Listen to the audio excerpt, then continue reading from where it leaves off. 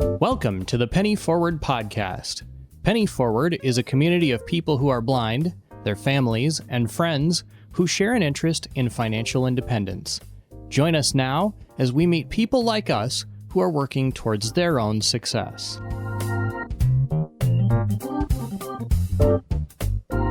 My guests today are Billy and Nancy Irwin. They're a married couple, and this is part one of a two-part interview with them. In this first part, we are going to hear about their early lives and careers and how they met and got married and what it's like to plan a family as a young couple. In part two, we'll learn more about their career, their married life, and what it's like to buy their first home.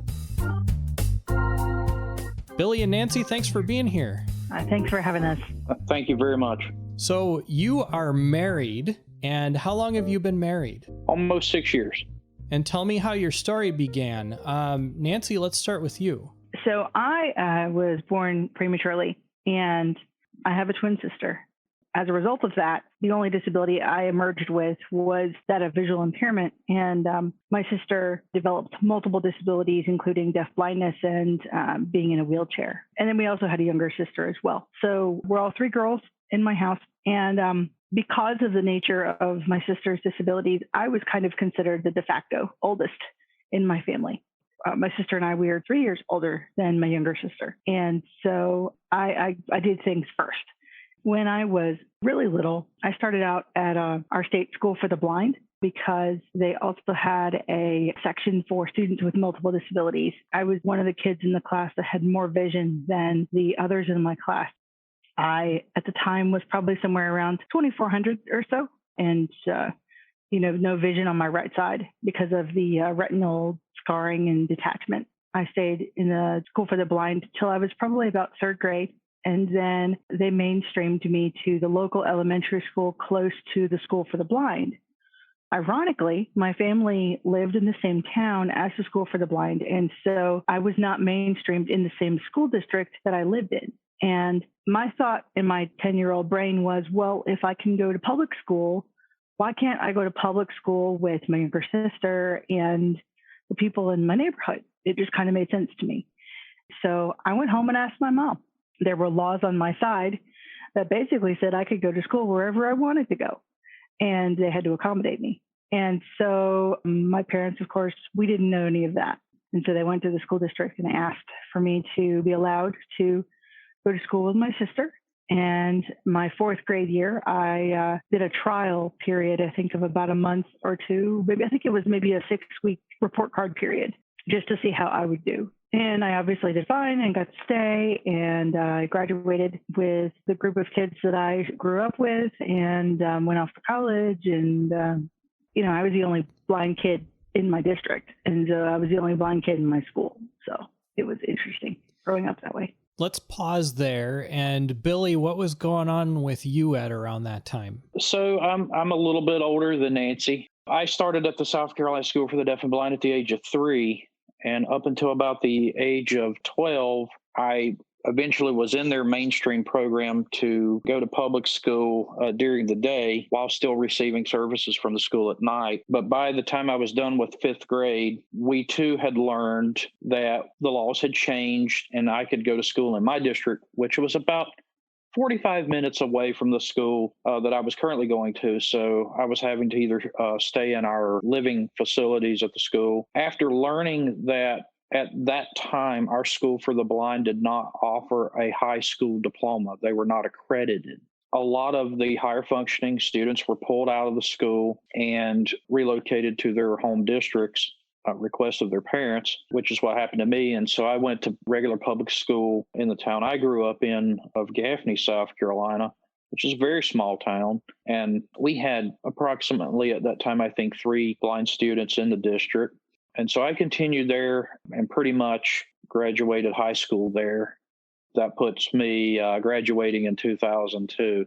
Nancy and I knew each other as very young children. I knew her more than she knew me because me being older. So I remember her being there for a brief period of time. We were not connected with one another. Through that process, we actually didn't connect back up until 2009. So thanks to a former blind-related social networking site that I don't believe is still around anymore. But she had written an article, and I recognized the name, discussed it with a friend of mine, and a friend of mine knew Nancy and suggested that I reach out to her. So from the course of 2009 to 2014, I dated Nancy off and on and pursued her like crazy. And I was extremely persistent, and finally she gave in. And so after seriously dating for 3 or 4 months, I asked her to marry me, and here we are. What a great story. I love it. Nancy, tell me a little bit about your college life and your early career. So can I just say I loved college? It was so much fun. I made one of the best decisions before I went to college. At least for me, I decided that I wanted a guide dog. And it was probably the craziest, most scariest thing I've ever done, at least as the 19-year-old that I was.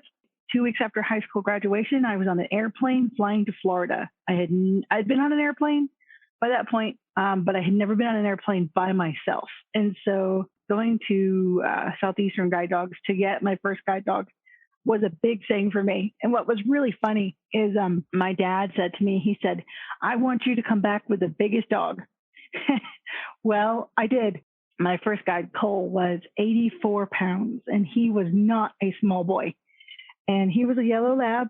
And I have to say, he was a really great guide dog for a first-time guide dog user. He was very sweet, really chill. That's kind of why they gave him to me, because they figured, I'm going to be in class and then he needs to settle down easily. And he did all of those things. But what happened is I gained my confidence. I was ready to walk faster, and I could get him to do it for a spurt, but I couldn't get him to do it continuously because that just wasn't his speed. And after about 2 years in college, I had to retire Cole. And it wasn't just because of the speed.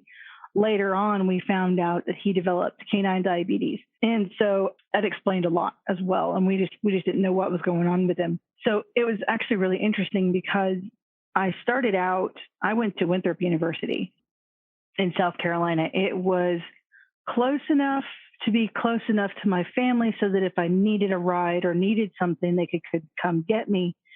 But it wasn't so close that they could come visit me and harass me all the time. Because I'm actually from Spartanburg, where the School for the Blind is located. And so there are several universities and schools in that area, including Wofford College and things of that sort. And my mom pushed really, really, really hard for me to go to one of those local schools. And I felt like I needed to kind of branch out. And what's funny about that is that kind of, in a lot of ways, describes what I did later in my early career. But I changed my major, just like most people do, halfway through college. I really didn't know what I wanted to do. I had spent some time, because I was in the school's choir in high school. I spent some time with the guy that was recording our concerts.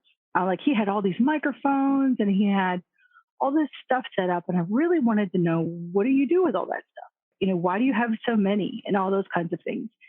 And I'm just a curious person. And I love figuring out, why does it do that? And how does it, my favorite show was How Stuff Works. That's just me. And so I spent some time with this gentleman when I was in high school, and I decided to, when I went to Winthrop, go major in broadcasting.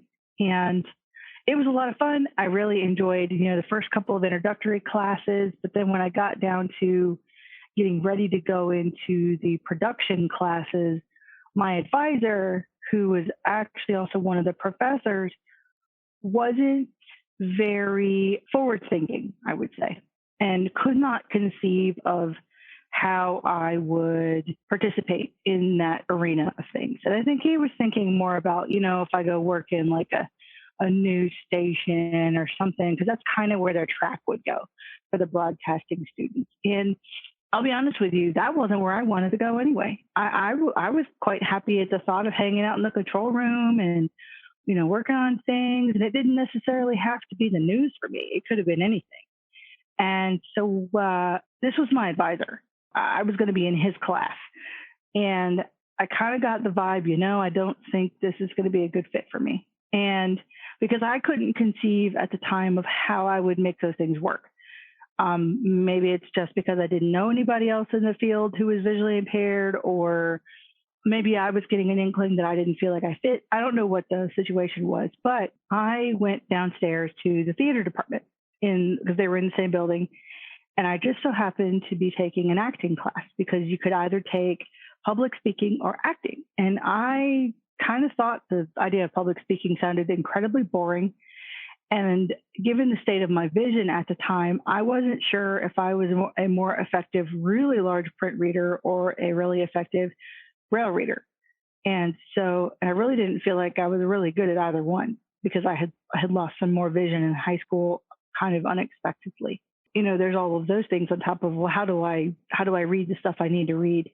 And so in the acting class, it was a lot more about movement, and that was really good for me because I didn't really have a good sense of my body in space.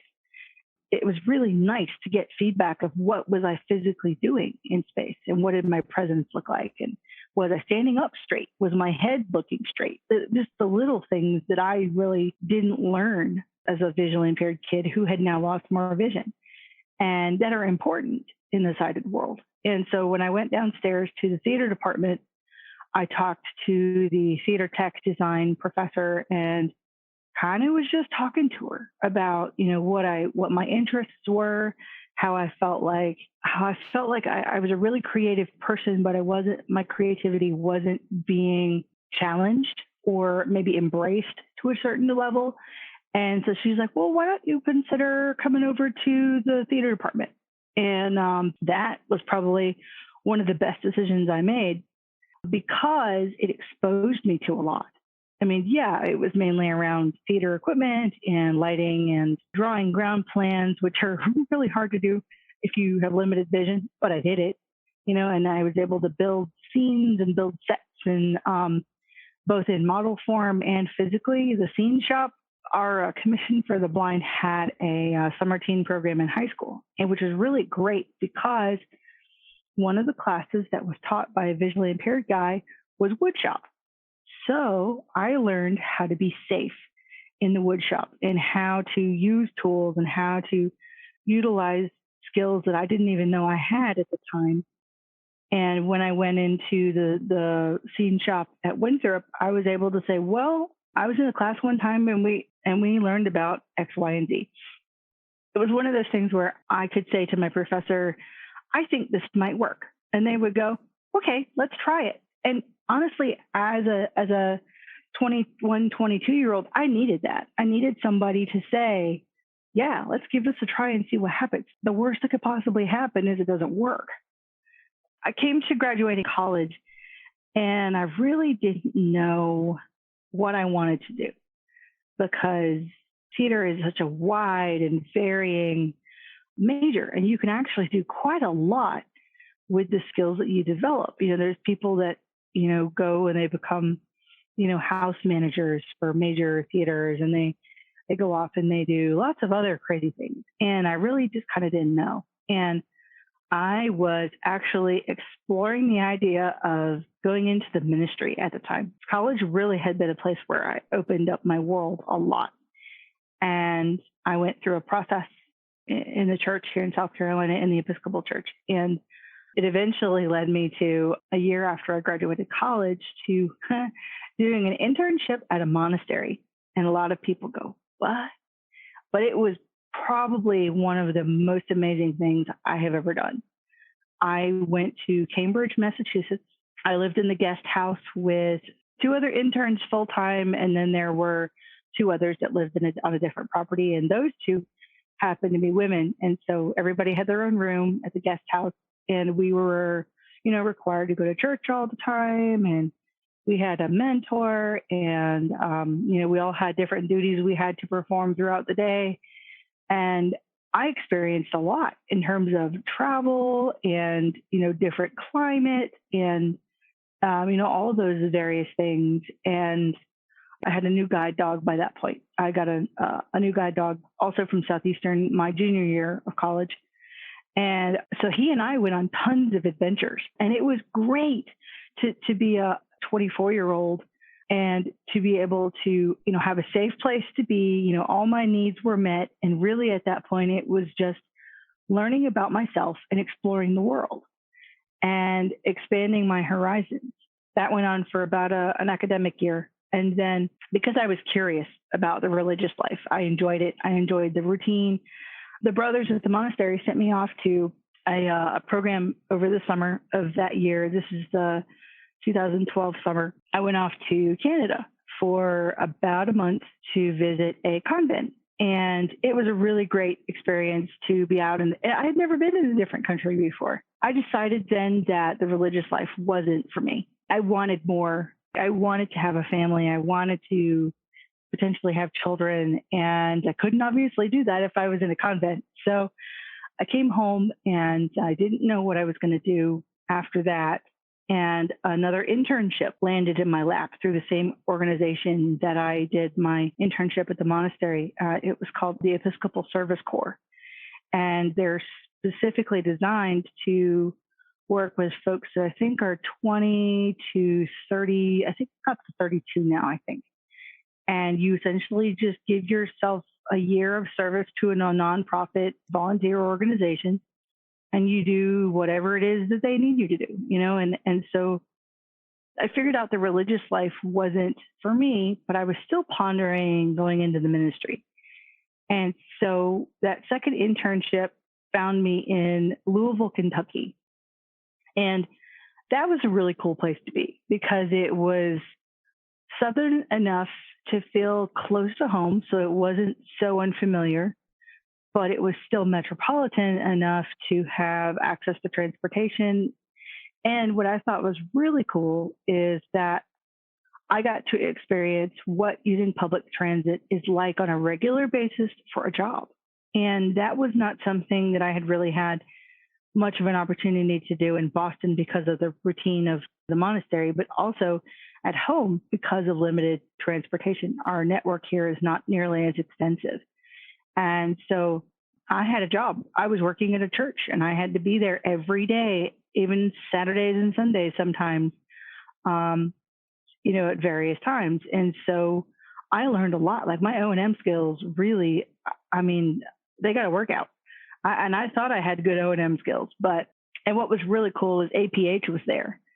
And so, I had always gotten large print books from APH while I was in school. And so it was kind of like, I don't want to say somewhere holy, but it was kind of on that level of, wow, somewhere I really got to go visit. And so I went on a tour one day, and it was actually really cool because I mentioned it to somebody where we were staying at the cathedral in downtown Louisville. And I mentioned it to one of the staff members that, I've always wanted to go check out APH, and I passed it by it on my way to the church where I work every day. And I think I want to go on a tour. And they're like, I want to go too. So we, I think she actually drove me. I don't remember, but we went over to APH and I got to go visit and see all the stuff they had. And what was really cool about being a blind person going to the museum is they opened everything up. I got to put hands on everything, what an old fashioned braille writer used to look like, and, all kinds of different things. And now, in my career now, I'm kind of like, I kind of want to go visit again because a lot of that stuff was neat and interesting, but it didn't mean as much to me then as it would now. And so while I was in Louisville, sometime around January of that year, I was asked to apply for a job back in South Carolina, working at the Commission for the Blind, teaching folks how to use JAWS, which I was excited about, but also frankly felt like I was unqualified for. But as somebody that needed kind of their very first job to jump out into the world of work and do stuff, the guy who became my boss, he gave me a really nice pearl of wisdom. He said, well, you may not feel qualified, but at this point, you know more about how JAWS works than the people that you're teaching do. And the holes that you're coming in with, we can help catch you up on those things. And so as a 26-year-old, I needed to hear that. It was going to be okay. And it was actually funny. I was afraid to unpack. And my mom laughed at me. And she obviously convinced me to unpack. And I worked there for about 18 months. And I think I'm going to stop for now, at least, and let Billy catch up.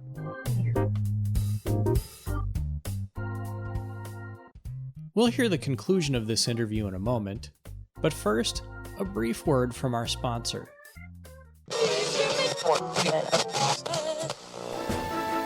There are lots of kinds of radio stations out there. AM, FM, terrestrial, satellite, internet only. No matter what kind of radio station it is, we want to help you with your imaging. Check out superblink.org for IDs, bumpers, promos, and more. That's superblink.org.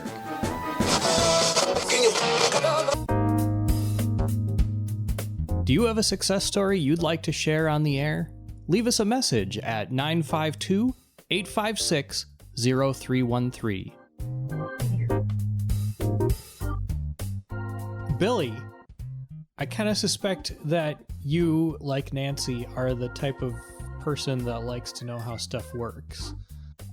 So when I graduated high school, or actually right beforehand, I had gotten my amateur radio license. I had a fascination for emergency communications. And all this stems for me, for some unknown reason, growing up as a child, I had a fascination with trains, so much so that I have a lot of model trains in storage. I used to build very extensive detailed layouts in HO scale, which does require a significant amount of vision. And with my condition of Leber's congenital amaurosis, at one time I was correctable up to 2170. So through my educational K through 12 career, I did everything pretty much visually. But I noticed as time went on, it was starting to change. But during my high school years, my 11th grade year, I got my amateur radio license. And so I would sneak and carry my ham radio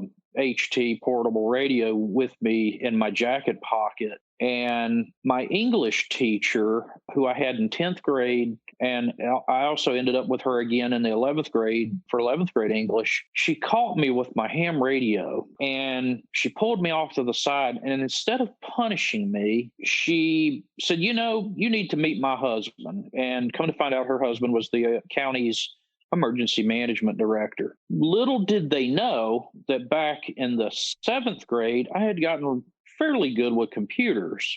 And I had gotten accused of putting a virus on the school district's network. And I did not do it. But in a small county where I grew up, poor little blind kid, let's just blame it on him. So when I got blamed for that particular incident, it sparked an interest in me of computers. And so I started obtaining servers, Windows NT Server, and trying to figure out domain controllers and how IT infrastructure worked. And at this point, by 11th grade, I had wired a PBX in my house.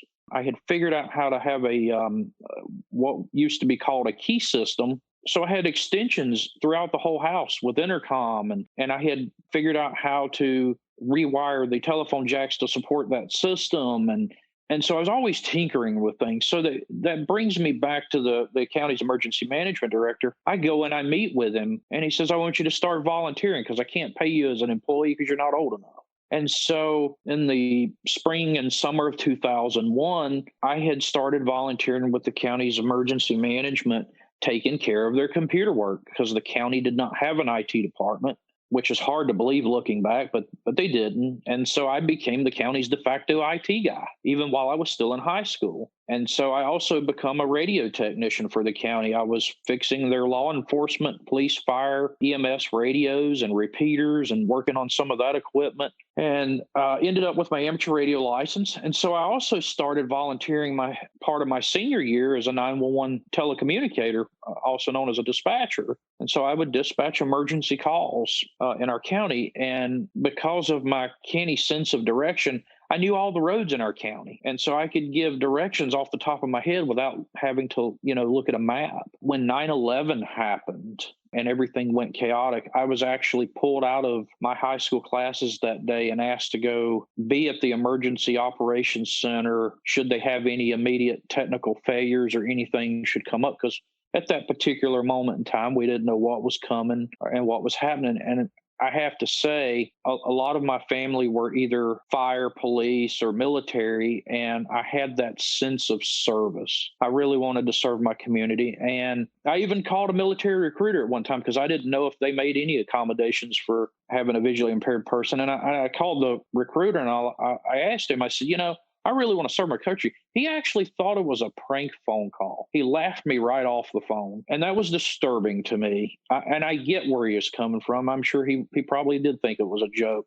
But I did want to serve my country in some form or fashion. And so I found my way to do that with amateur radio as well as in my professional career. And immediately after I got my amateur radio license, the area's emergency coordinator for the county, he and I became very close friends. He's a great mentor to me.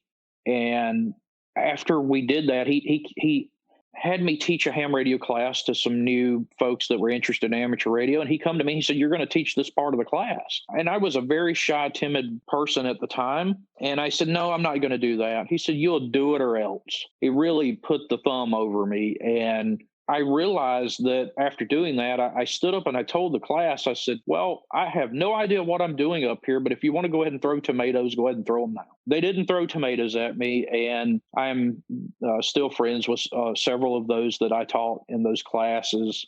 So it gave me, I built a sense of confidence around that. And so straight out of high school, I was hired as the county's IT director and stayed in that position for approximately 3 years. And in doing that job, the first year and a half to 2 years, I realized that my vision was getting harder and the transition from going in and out of buildings was becoming more and more difficult. And honestly, I realized that I was honestly faking it, trying to just do it with limited assistance. I didn't even use a cane, but I noticed that as time goes, I'm running into more objects and it's taking more time to adjust to these transitions in light. So meanwhile, I get contacted because I designed the county's website. If you go back to my childhood briefly, my parents were sending my blood collections that I would periodically give at the doctor's office. They were sending them to universities, and I didn't know about it or really understand it at the time. But they were doing research on my eye disease and the genetics involved behind it.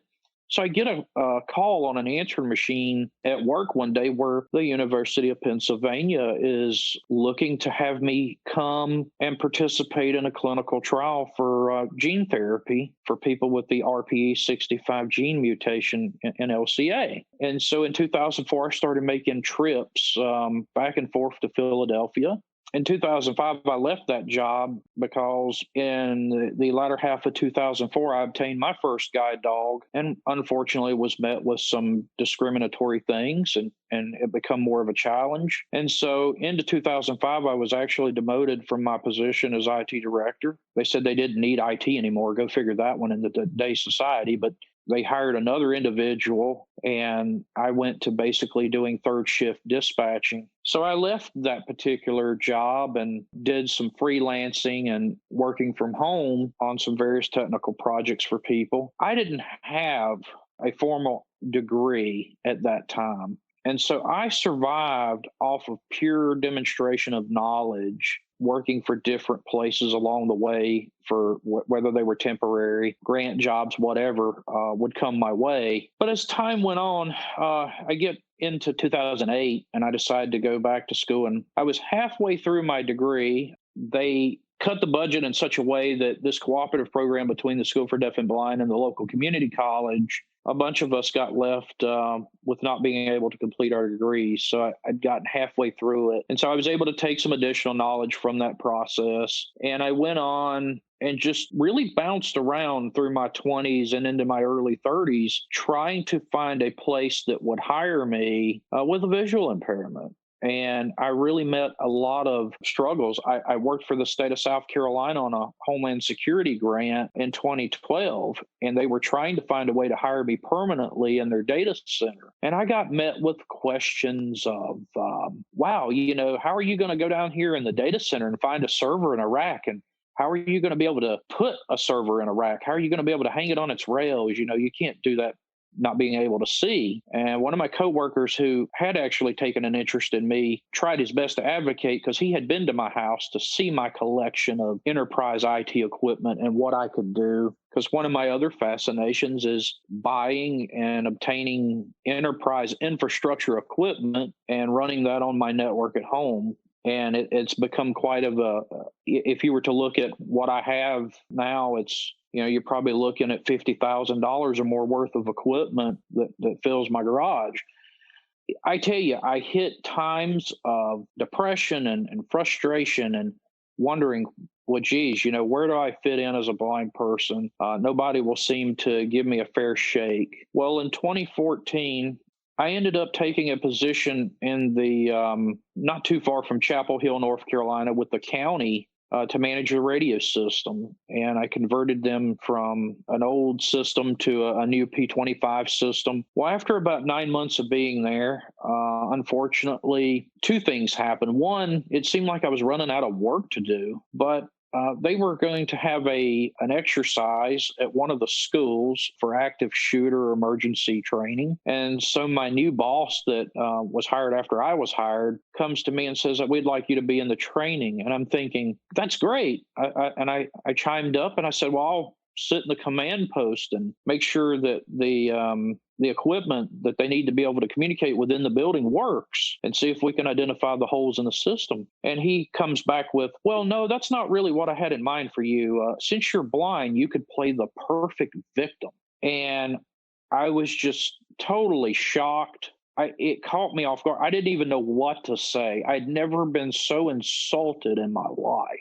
So I went down to my office. I was located in the basement of the building, and I called Nancy at the time. We had been dating for a few months, and I shared my concern with her about it. And she's like, you've just had it rough. She said, I think it's time you go back to school and get some credentialing. And we were already considering on getting married, I think, at that time. And so the decision was made, you know what, I'm just not going to work for this county anymore, being treated this way. So I went upstairs, handed my resignation to the person that originally hired me. And he kind of felt like, oh, well, we knew you were probably going to, move back and get married and all that. I said, well, irregardless, this is not right. And so he called Human Resources. Human Resources calls me later that afternoon. They tried to offer me more money to stay. They wanted to know how to fix it. And my simple response was, well, you can't fix stupid. So